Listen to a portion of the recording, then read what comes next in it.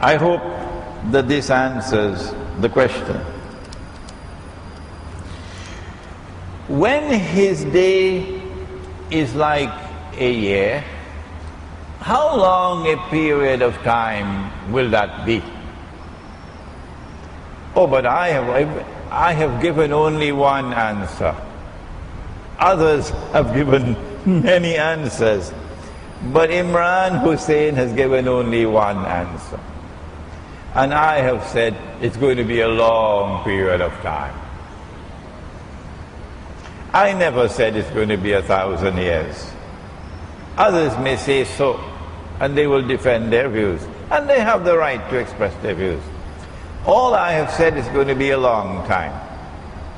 And then in a day which is like a month, and the United States replaces Britain, I have said it's going to be a shorter period of time. And then a day which is like a week, and my opinion, Israel replaces the United States, I said it's going to be a very short period of time.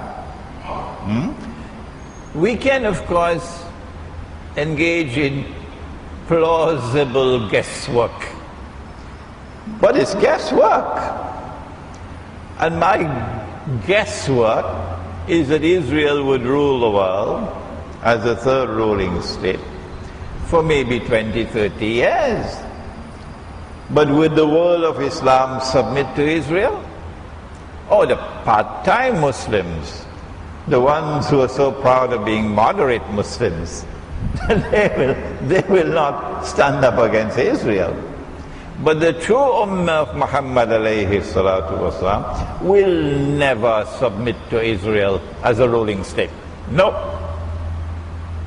We will oppose Israel and we will defend ourselves against Israel until the last Muslim stands on the face of the earth. We will never bow, we will never submit to Israel. Next question pertains to something that is a matter of very great importance in Pakistan. And there are many in Pakistan who are going to be listening to this session. Ghazwa is a war in which the Prophet ﷺ participated. Ghazwa. Otherwise, war is harb. For some reason, which I cannot explain, there is this tendency to use the word Ghazwa for a war which will take place in Akhiru Zaman against a Hind. A Hind is that entire area which today comprises India, Pakistan, Bangladesh, that is Hind. And there are ahadith, and I am not in a position to assess the authenticity of these ahadith. No. That a Muslim army will conquer Hind. A Muslim army fighting in Akhirul Zaman would have to be an army of mujahideen. Mujahideen.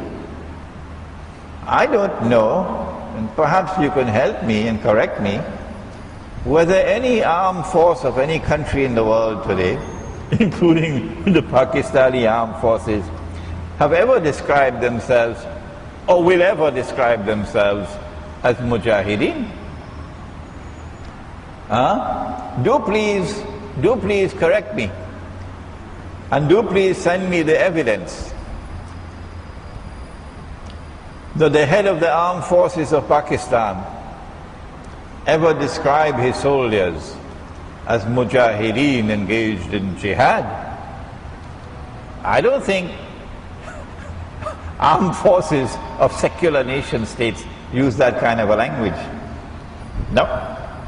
Secondly, the army which will conquer Hind And today India is Israel's most strategic ally in the world after the United States. So of course, if this is going to take place, I'll be very happy about it. Oh yes, this is Israel's most strategic ally. And if a Muslim army is going to conquer Hind, it'll have to be an army that is also opposed to Israel. Is the Pakistan armed forces like that? Correct me if I'm wrong.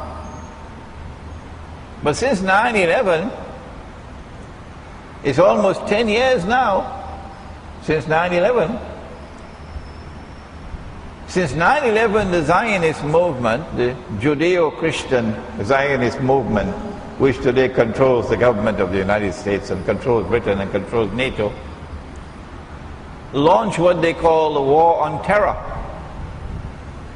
And you and I know that the War on Terror was actually war on Islam. The only people who don't know that are the governments and the people who control newspapers and television. But the rest of us know that war on terror was war on Islam. And correct me if I'm wrong, I believe that the Pakistan armed forces have actively supported the American war on terror for the last 10 years and have received handsome rewards in US dollars for that. Is this the armed force that is going to conquer India? I don't think people with even 5 rupees worth of intelligence would accept such a proposition. It is not my intention to be disrespectful at all to the soldiers, to the men in the armed forces of Pakistan. I'm sure that I probably have lots of fans amongst the armed forces in Pakistan. Those, however, who command the strategic decision-making in the Pakistan armed forces and who control strategic decision-making in the government have for the longest while remained on the side of the Zionist movement.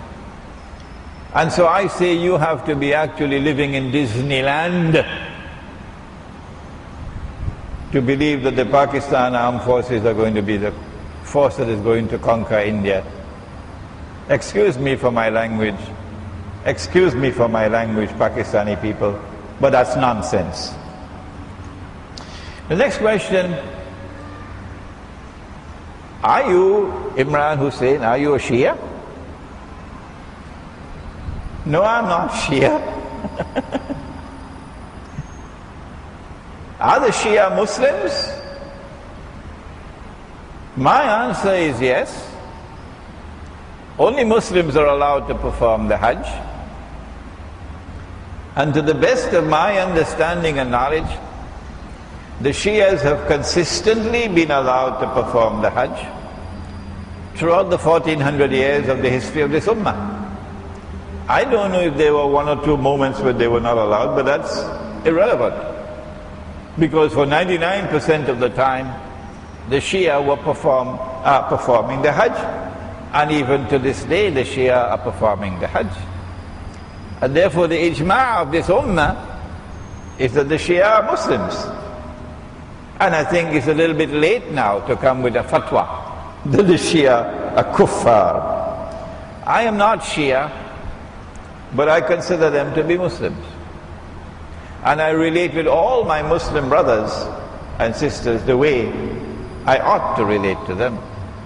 If a Muslim brother or sister is on the path of error, then I must correct them. But I must not correct them with hatred in my heart. I must not correct them in a destructive way. I must correct them with love in my heart, and I must correct them in a constructive way. No, I'm not Shia, and I'm not Deobandi, and I am not Barelvi, and I am not Salafi, and I am not Tabligh Jamaat. I am not a part of this sectarian divide. And I don't want to be a part of that sectarianism. I abhor it. On the contrary, I am struggling to build a model of a Muslim village. Everybody knows that. And in this village, I want the Sufi and the Salafi to live together in the village as brothers. And so I am struggling for unity amongst Muslims. And I recognize governments can't unite the Muslims. No. I recognize that the only thing that you can unite the Muslims is the Quran and Nabi Muhammad alayhi salatu wasalam. And so once we stay firmly with the Quran and with Nabi Muhammad alayhi salatu wasalam, I have confidence in my heart that we can live together despite our differences. There is a hadith about Dajjal. We're moving from subject to subject, not consistently, so it'll keep you awake. You won't fall asleep. There is a hadith that Dajjal will be followed by 70,000 Jews from Isfahan wearing their Persian shawls. You heard the hadith? Huh? Good, you're shaking your heads. My opinion on this hadith, and remember, when you find a hadith pertaining to Akhirul Zaman, and Imran Hosein does not touch on those ahadith, the implication is that he is not as yet comfortable that he has penetrated the hadith. There are some ahadith pertaining to Akhirul Zaman that you'll only understand after certain events unfold in the historical process. And so little by little I am moving forward, little by little, one step at a time. When I get a hadith that I believe I understand, I then offer my opinion. But I qualify. Do not accept my opinion, please, until you are convinced that it is correct. Dajjal will be followed by 70,000 Jews from Isfahan, wearing their Persian shawls.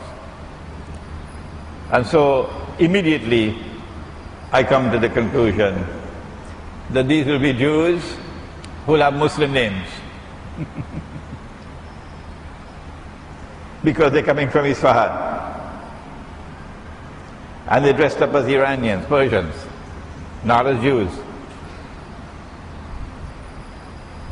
So these will be a hidden force emerging out of Iran that will be supporting a Dajjal. Externally appearing to be Muslims, but internally supporters of Dajjal. And so I am anticipating now that there are going to be great changes in Iran. And through this talk I'm warning the Iranian government and the Iranian people that the attack is coming.